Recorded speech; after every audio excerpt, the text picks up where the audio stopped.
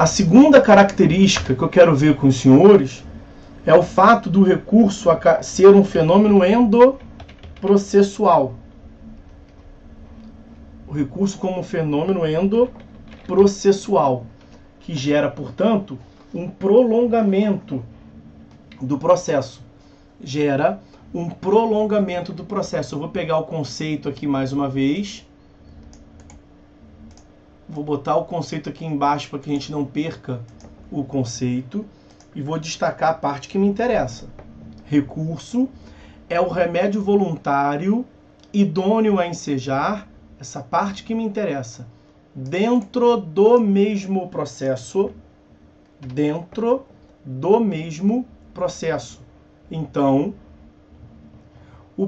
a interposição do recurso não gera a criação, a formação de um novo processo. Não gera. O recurso, ele visa justamente impedir a consumação do trânsito em julgado. Isso nós falaremos quando do estudo do efeito obstativo. Aqui dentro da teoria geral dos recursos, um outro tópico que nós veremos, já falamos hoje do conceito, estamos vendo as características, vamos falar dos princípios, vamos falar dos requisitos de admissibilidade, vamos falar dos efeitos do recurso. Um dos efeitos que o recurso gera é o chamado efeito obstativo. O que é o efeito obstativo? Nós vamos repetir depois. Mas o efeito obstativo vem do fato de um recurso obstar, impedir, evitar a consumação do trânsito em julgado. É isso que significa o efeito obstativo. E se impede o trânsito em julgado, o trânsito em julgado é o que faz com que haja uma modificação dos status jurídicos do processo, né, da demanda. Depois do trânsito em julgado, nós temos a consumação da coisa julgada e a eficácia da definitividade, da imutabilidade. Lembrem-se lá o que nós podemos buscar do artigo 502 do Código de Processo Civil. Artigo 502 do Código de Processo Civil, que eu vou trazer aí para os senhores. Vejam. Denomina-se coisa julgada material a autoridade que torna imutável e indiscutível. É imutável porque não se pode mais discutir. Imutável e indiscutível, olha, a decisão de mérito não mais sujeita a recurso. Essa parte, não mais sujeita a recurso, é justamente o tal do trânsito em julgado. E a gente vinha falando que o recurso tem como finalidade impedir a consumação do trânsito em julgado. Porque impedindo o trânsito em julgado, você vai impedir a imutabilidade. Você vai impedir a indiscutibilidade, a definitividade daquele comando judicial. Porque vejam que a parte final do 502 diz sobre a imutabilidade, sobre a indiscutibilidade. Isso incide sobre a decisão que não seja mais sujeita a recurso. Dito de uma outra forma, enquanto for sujeita a recurso, a decisão ela é modificável. Por isso nós temos esse fenômeno do trânsito em julgado. Enquanto o processo está ativo, você pode modificar. Vejam no conceito de recurso um outro tópico que nós veremos. Os resultados possíveis do recurso. Você pode buscar a reforma, a invalidação de uma decisão. Então, enquanto couber recurso, você pode buscar e em algum momento obter a reforma da decisão. Se você pode obter a reforma da decisão, aquela decisão não é imutável. Ela não está estabilizada. Então, nós temos esse fenômeno do processo ativo, da discutibilidade, e nós temos um outro fenômeno da indiscutibilidade, como está ali no 502, da imutabilidade. Enquanto o processo está ativo, cabe recurso, a decisão é modificável. Então você pode discutir para buscar a modificação. Quando surge o fenômeno do trânsito em julgado, não cabe mais recurso, nós temos a indiscutibilidade. a imutabilidade. É isso que se chama, esse segundo cenário da indiscutibilidade, da imutabilidade, o trânsito em julgado. Há um trânsito, há uma modificação do status do processo, de algo modificável para algo definitivamente julgado. O processo transita para uma nova situação jurídica, da imutabilidade, da indiscutibilidade. Porque aquela decisão ela já foi definitivamente julgada. Daí que se fala trânsito em julgado.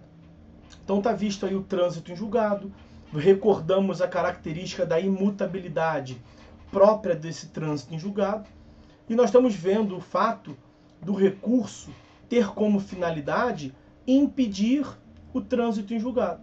Você impede que o processo, que a decisão ostente esta característica da imutabilidade. Então você faz com que o processo ainda esteja ativo, ainda esteja em curso, ainda se busque a modificação, a invalidação, o esclarecimento, a integração da decisão judicial. Nós vamos voltar a tratar disso quando do estudo do efeito obstativo, porque o recurso ele obsta, ele impede o trânsito em julgado, a definitividade, a imutabilidade. Então o recurso, uma vez interposto, ele é interposto no processo, ele gera a continuação, o prolongamento do processo que está em curso, porque ele impede que o processo chegue ao seu momento final. Isso faz, portanto, com que o recurso seja um remédio, um ato endoprocessual. Endo de dentro. Endoprocessual porque ele é manejado dentro do processo. Então não podemos confundir o recurso com uma ação autônoma de impugnação. Porque na ação rescisória, por exemplo, você também busca a invalidação de uma decisão. Só que a ação rescisória, como o nome diz, é uma ação. Logo gera, dá ensejo, acarreta a formação de um novo processo. E não aquele outro processo. Então a decisão é proferida no processo X e você move o processo Y para anular a decisão do processo X. Não é o mesmo processo, é um outro processo. Isso é um fenômeno, portanto, ao invés de endoprocessual, um fenômeno extraprocessual, fora do processo que está em curso. Ação rescisória. Nós não podemos confundir, portanto, recurso com ações autônomas de impugnação. Seja ação rescisória, seja uma reclamação. Qual é a distinção entre esses institutos jurídicos? As ações autônomas de impugnação, como o nome indica, são ações, são autônomas em relação ao processo em que a decisão foi proferida. Então você discute uma decisão por meio de um outro processo. E os recursos? Os recursos você também busca discutir aquela decisão, você busca a reforma, a invalidação de uma decisão, só que isto é feito dentro do processo. Um é endoprocessual, o outro é extraprocessual. E o nosso fenômeno que nós estamos aqui a tratar, o recurso, é esse fenômeno endoprocessual. E quem que define?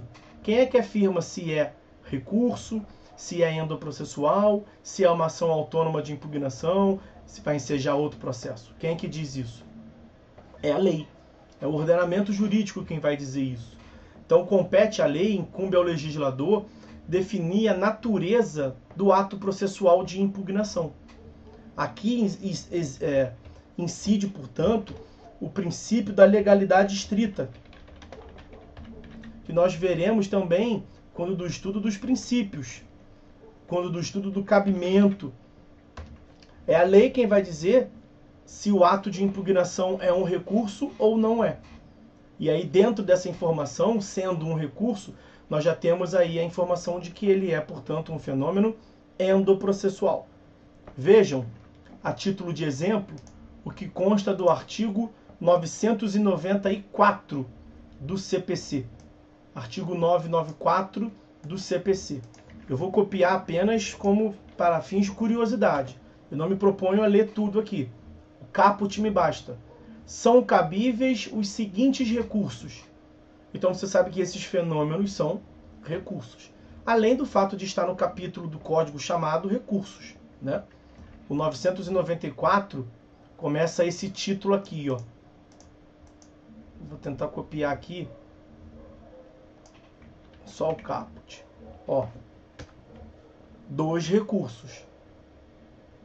E aí o 994 é o primeiro dos dispositivos dos recursos. Então a lei define quando que é uma ação autônoma de impugnação. Mais uma vez o nome diz, é uma ação. E ela é autônoma, gera um outro processo de recurso. Gera a formação de um outro processo fora do processo onde a decisão foi proferida. Ao passo que o outro, o recurso, gera um prolongamento do processo.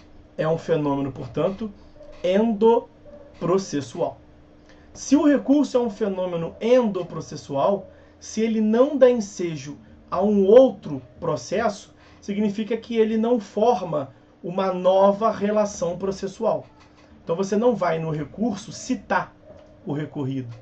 Você não precisa integrar o recorrido, o outro sujeito, à relação processual. Porque a mesma relação processual vai continuar se desenvolvendo. Só cuidado para não confundir relação processual, o processo enquanto instituto autônomo, com a ideia de autos judiciais. Nós temos um recurso, o agravo de instrumento, como o nome diz, é um agravo produzido por meio de um instrumento. Instrumento como sentido de cópias, né? No processo eletrônico, isso fica mais difícil um pouco de visualizar, mas ainda assim é possível. Mas no processo físico, no cenário anterior, né, você conseguia ver que você tinha um processo em curso no primeiro grau de jurisdição, aqui, um processo em curso no primeiro grau de jurisdição, e você movia um recurso que gerava autos autônomos para ir para o tribunal.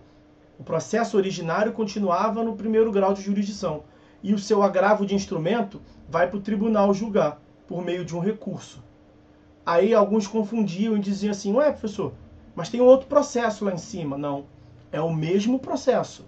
O que tem lá em cima são novos autos judiciais. Então não podemos confundir processo com autos judiciais. No agravo de instrumento, como eu lhes disse, o recurso é formado por meio de um instrumento, ganha uma numeração diferente, é outro número, mas é o mesmo processo. O que tem outro número é o recurso, são os autos judiciais. Ok? Então, está vista aí essa característica do recurso como sendo um fenômeno endoprocessual, dentro do mesmo processo.